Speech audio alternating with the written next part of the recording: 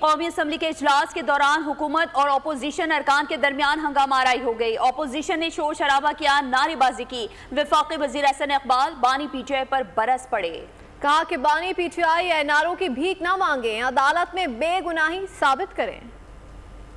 کے ساتھ کہتا ہوں کہ جن حالات میں ہمیں مہمان رکھا گیا اس کے مقابلے میں ان کے بانی چیئرمین کو 5 سٹار ہوٹل کی سہولیات حاصل ہیں جیل کے اندر۔ یہ چیئرمین صاحب کے تو بیانات ایسے چلتے ہیں جیسے بنی گالا سے پریس کانفرنس کر رہے ہیں۔ کبھی یہ سٹیچر پہ چیخیں مارتے ہیں، کبھی ویل چیئر پہ چیخیں مارتے ہیں۔ کیا کسی نے رانا ثناء اللہ کی چیخیں سنی تھیں؟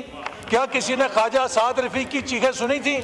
ہم نے الحمدللہ بہادری کے ساتھ سامنا کیا ہے، ہم چیخے نہیں تھے۔ یہ جو قبر انہوں نے خود کھودی تھی دوسروں کے لیے، آج اس کے اندر گرے ہوئے ہیں۔